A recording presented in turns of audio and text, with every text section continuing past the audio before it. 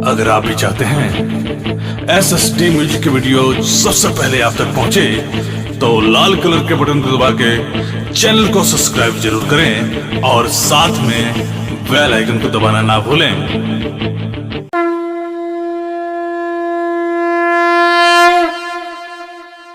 से बोलो देवघर वाले बाबा की।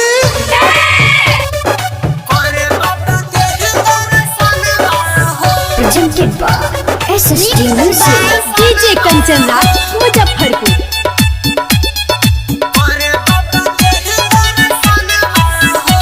Mixed by Santi Recording Studio, चंदियास्थान, बगहाए।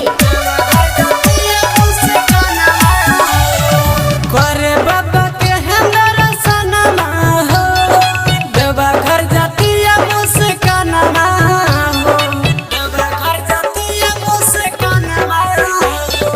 करे बाबा के हमरा सनमा हो, देवा घर जातिया मुस्कानमा हो। कमर मंगमनी खूब सजवनी, उता जपे भोले जी के नामा हो। करे बाबा के हमरा सनमा हो, देवा घर जातिया मुस्कानमा हो। करे बाबा के हमरा सनमा हो, Mixed by DJ Kanchan Raj, Muzaffarpur.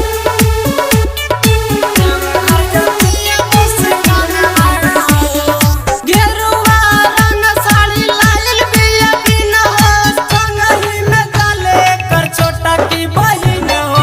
गेरुआ रंग साड़ी लाल बन किन हो, संगही में गले कर छोटा की बहिन हो। पूरा करिहे बाबा यार मनवा हो, पूरा करिहे बाबा यार मनवा हो। देवा घर जातिया मुस्कानवा हो, करे बाबा के दर्शनवा हो। देवा घर जातिया मुस्कानवा हो,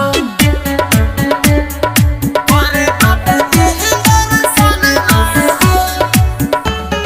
Mixed by DJ Kanchan Raj, Muzaffarpur. प्रेम से बोलिए काशी विश्वनाथ की। कंधवा पर अपना धइलस कमर हो, साथे साथे गाँव विजय प्रेमी गीतकार हो। कंधवा पर अपना धइलस कमर हो, साथे साथे गाँव विजय प्रेमी गीतकार हो। बिट्टू बेदर्द के परनवा हो, बिट्टू बेदर्द के परनवा हो। देवा घर जातिया मुस्कानवा हो, करे बाबा के दर्शनवा हो। देवा घर जातिया मुस्कानवा हो, करे बाबा के दर्शनवा हो। देवा घर जातिया मुस्कानवा हो।